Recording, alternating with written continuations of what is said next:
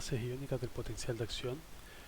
vamos a retomar nuestra cápsula anterior donde presentamos el siguiente fenómeno que corresponde a un cambio repentino del potencial de membrana que se observa en células excitables y que nosotros vamos a denominar como potencial de acción. Este cambio repentino, tal como discutimos en la cápsula anterior, este cambio de potencial de membrana, uno lo puede asociar a cambios en la permeabilidad iónica de la membrana plasmática, producto de la apertura y cierre de distintos canales iónicos, según discutimos en la cápsula anterior. Lo que vamos a ver en esta cápsula entonces es describir los procesos a nivel de canal iónico que nos permiten entonces explicar las distintas fases que uno puede observar en este potencial de acción. Y dentro de las fases que vamos a observar existe esta primera fase que ahora está en este rectángulo gris, que justamente no vamos a ver en esta cápsula puesto que corresponde a las propiedades pasivas. Esto corresponde a una respuesta que nosotros llamamos una respuesta pasiva y veremos en una cápsula especialmente dedicada. Posteriormente, la siguiente fase que se puede observar es una fase de despolarización que, como se puede ver, corresponde al momento en el cual la polaridad de la membrana pasa de ser negativa a ser positiva, y esta fase viene a continuación una fase de repolarización, puesto que la membrana plasmática recupera su polaridad original, que es su polaridad negativa. Entonces pasamos de tener una polaridad positiva a una polaridad negativa, y finalmente una fase que se denomina la fase de hiperpolarización, puesto que el potencial de membrana es incluso más negativo que el potencial de membrana en reposo. En definitiva, el potencial de acción lo vamos entonces a dividir en estas tres fases que vamos a ver a continuación corresponden a cambios en la permeabilidad a distintos iones. Si uno mira cómo es la distribución de los distintos iones y uno estudia por lo tanto los gradientes de concentración de los iones que son permeables en una célula excitable, como sería por ejemplo una neurona, y estas células son principalmente permeables a sodio, a potasio y a cloruro, nos damos cuenta que en general siempre el sodio va a estar más concentrado en el exterior que en el interior, lo cual lleva a que su potencial de equilibrio sea positivo. El potasio va a estar más concentrado en el interior que en el exterior, lo que lleva a que su potencial de equilibrio sea negativo, y el cloruro va a estar en general más concentrado en el exterior que en el interior, lo que lleva a que su potencial de equilibrio sea negativo. Estos potenciales de equilibrio fueron calculados con la ecuación de Nernst, tal como vimos en las cápsulas de potencial de membrana. Si vemos la permeabilidad relativa a estos iones de esta membrana, nos damos cuenta que, como buena célula mamífera, la permeabilidad al potasio es muchísimo más grande que la permeabilidad a sodio y bastante más grande que la permeabilidad a cloruro. Esta razón de permeabilidades lo que hace es que el potencial de membrana de esta célula sea cercano al potencial de equilibrio del potasio, esté desplazado hacia el potencial de equilibrio del potasio. Y vamos a tener entonces que el potencial de permeabilidad a potasio es muchísimo mayor que la permeabilidad a sodio. Si observamos qué sucede en el pic del potencial de acción, nos damos cuenta de tres cosas principalmente. La primera, que es sumamente importante, las concentraciones de los iones no varían. En reposo y en el pic son exactamente iguales para los tres iones, lo que conlleva a que los potenciales de equilibrio de todos estos iones se mantengan exactamente iguales. Lo que sí va a variar es la permeabilidad relativa al sodio con respecto al potasio. Lo que observamos entonces es que la permeabilidad relativa al sodio es 20 veces más grande que la del potasio, que si la comparamos con en el reposo, en donde era el 4% de la permeabilidad a potasio. Lo otro que es importante destacar es que la permeabilidad al cloruro no varía. Dado que la permeabilidad a sodio ahora es muchísimo mayor que la permeabilidad a potasio, lo que vamos a observar es que el potencial de membrana se va a desplazar hacia el potencial de equilibrio del sodio. Y de esa manera entonces entendemos que nuestro potencial de membrana en el pic del potencial de acción sea positivo, puesto que se desplazó hacia el potencial de equilibrio del sodio. Lo que sucede finalmente en los procesos de hiperpolarización es que no solamente disminuye la permeabilidad a sodio, como se observa acá, incluso disminuye más que la permeabilidad a sodio basal que teníamos en el comienzo, sino que además tengo aún más permeabilidad a potasio.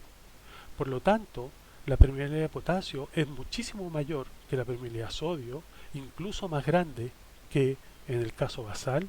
lo que lleva al que el potencial de membrana esté más cerca aún del potencial de equilibrio del potasio.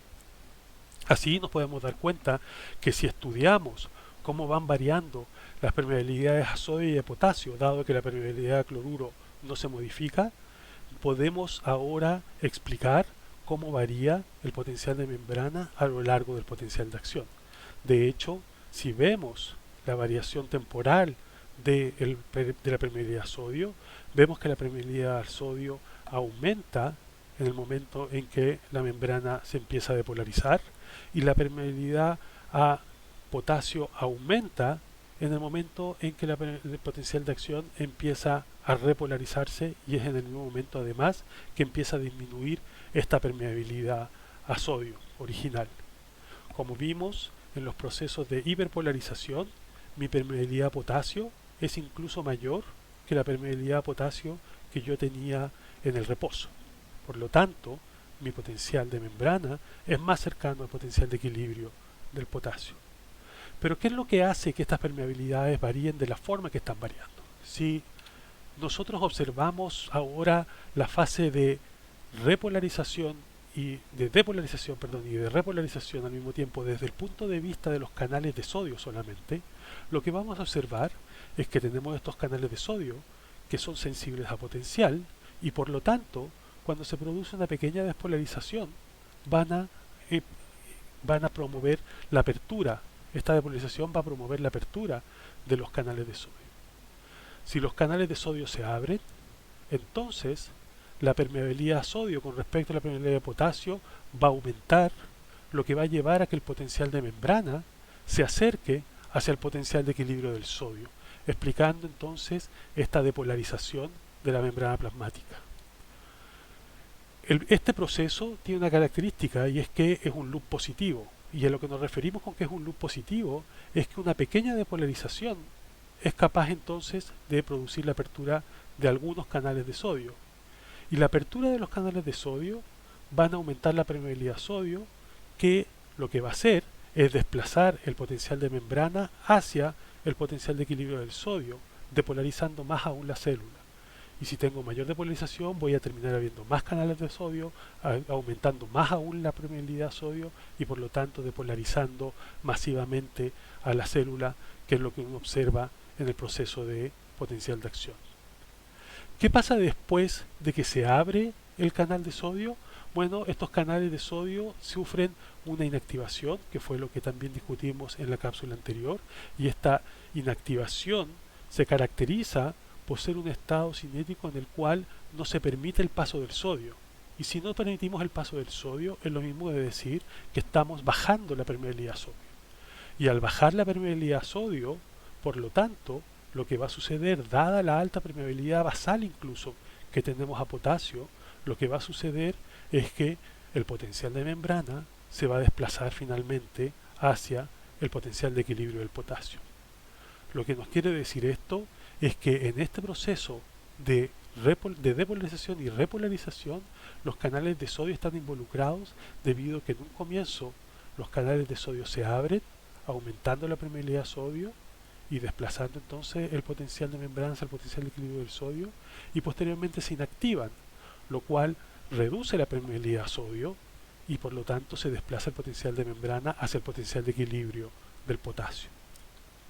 Una vez que se inactivan los canales y la membrana, el potencial de membrana vuelve a un estado de repolarización, estos canales de sodio se vuelven a cerrar, siendo capaces de repetir el ciclo. Por lo tanto, si vemos ahora el proceso de repolarización y de hiperpolarización desde el punto de vista ahora de los canales de potasio, lo que vamos a observar es que tenemos canales de potasio que también son dependientes de potencial y por lo tanto cuando se depolariza la membrana, los canales de potasio tienden a abrirse. Y al abrirse los canales de potasio, lo que sucede es que aumenta la permeabilidad a potasio y eso va a terminar movilizando el potencial de membrana hacia el potencial de equilibrio del potasio, que como sabemos es muy negativo. Y eso explica entonces el por qué tenemos el proceso de repolarización. ¿Qué es lo que hace que primero se abran los canales de sodio y después se abran los canales de potasio? Es simplemente un tema de cinética, un tema de temporalidad. Lo que observamos en estos gráficos de acá es que si nosotros estimulamos la membrana con distintos potenciales positivos, vamos depolarizando la membrana y estudiamos cómo se activan los distintos canales, mirando la activación de los canales como las corrientes que pasan a través de ellos, los iones sodio que pasan a través de ellos, o los iones de potasio que pasan a través de los canales de potasio, lo que observamos es que la dependencia potencial no es muy distinta. Eso quiere decir que los canales de sodio y los canales de potasio se activan más o menos a los mismos potenciales. Sin embargo, la velocidad con que se abre el canal de sodio es muchísimo más rápida que la velocidad con que se abre el canal de potasio. Este desfase en las velocidades de apertura de los canales de sodio y los canales de potasio nos permiten entonces entender por qué cuando empieza la depolarización es producto de la apertura exclusiva de los canales de sodio y después empiezan a abrirse los canales de potasio, que se demoran más tiempo en el proceso de apertura. En resumen, lo que vemos en este potencial de acción es que vamos a tener el juego de dos canales, canales de sodio y canales de potasio, ambos dependientes de potencial. Y cuando tenemos el proceso de despolarización, lo que observamos es que hay una apertura de canales de sodio, lo que hace que la permeabilidad sodio aumente. Después de un tiempo, los canales de sodio van a empezar a inactivarse. Y en ese mismo momento coincide con la cinética que permite la apertura de los canales de potasio. Y por lo tanto, el proceso de repolarización se caracteriza porque la permeabilidad relativa de sodio y potasio se desplaza hacia la permeabilidad de potasio por dos motivos. Una, se están inactivando los canales de sodio y al mismo tiempo se están abriendo canales de potasio. Y eso hace entonces que esta repolarización sea tan rápida. Una vez que termina el proceso de repolarización, nos damos cuenta que los canales de sodio están inactivos y los canales de potasio todavía están abiertos. Y por lo tanto, mi permeabilidad a potasio es más grande que la permeabilidad a potasio que yo tengo en reposo y explica por qué tenemos esta hiperpolarización. Finalmente, lo que va a suceder es que los canales de sodio pasan de un estado inactivo a un estado cerrado y los canales de potasio se terminan cerrando, volviendo a estar en un estado basal, en el estado que podemos, por lo tanto, volver a disparar un potencial de acción exactamente igual al anterior. Como se dan cuenta, aquí hay dos factores que son importantes. Uno son la dependencia de potencial de los distintos canales de sodio y de potasio que permiten entonces entender estas aperturas masivas de canales producto de que estos canales dependen del potencial, el estímulo es el cambio de potencial en la membrana plasmática, y otro es el tiempo que se demora en abrirse el canal de sodio, que es mucho más rápido que el tiempo que se demora en abrirse el canal de potasio, y por lo tanto permite que la permeabilidad relativa al sodio aumente en esa membrana plasmática. El tiempo también es importante durante este proceso, en el proceso en el cual el canal está inactivo y tiene que volver a cerrarse. ¿Por qué? Porque en estos procesos en el cual el canal permanece inactivo y tiene que volverse a cerrar, que requiere un tiempo para que eso suceda, y eso lo podemos estudiar nuevamente con este tipo de protocolos, en el cual ustedes pueden ver que si yo depolarizo la membrana, veo una corriente de sodio que se inactiva, doy un pulso inmediatamente posterior, no hay canales de sodio que puedan abrirse porque todos estos canales están inactivos y no se han cerrado. los canales cuando están inactivos no pueden volver a abrirse. Y eso hace entonces que yo pueda entender los periodos refractarios que se observan en las neuronas. Tengo entonces un periodo temporal en el cual mis canales de sodio van a estar inactivos y por lo tanto no pueden abrirse. Y si yo no puedo abrir los canales de sodio, entonces no puedo desplazar la permeabilidad de la membrana hacia la permeabilidad de sodio y no puedo desplazar el potencial de membrana hacia el potencial de equilibrio del sodio, y quiere decir que no puedo generar la depolarización.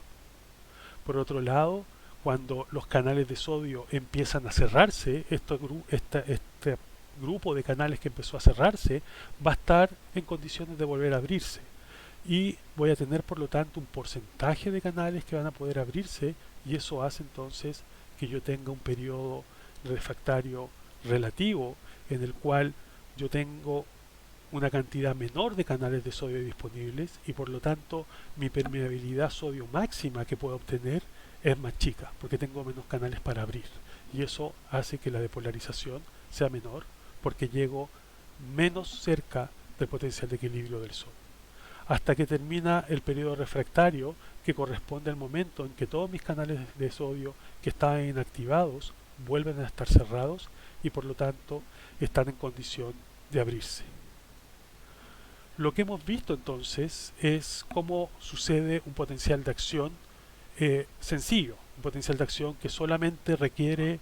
el funcionamiento de dos canales dependientes de potencial, un canal de sodio dependiente de potencial y un canal de potasio dependiente de potencial. Pero ¿qué pasa si tenemos más canales que están involucrados, más canales que son dependientes de potencial? Entonces podemos tener potenciales más complejos. Por ejemplo, este es el caso de un potencial de acción de un ventrículo de corazón, y podemos observar que a los cambios de permeabilidad a sodio, que tengo un canal de sodio, por ejemplo, por lo tanto, dependiente de potencial, hay que sumarle, por ejemplo, una permeabilidad a calcio, un canal iónico de calcio.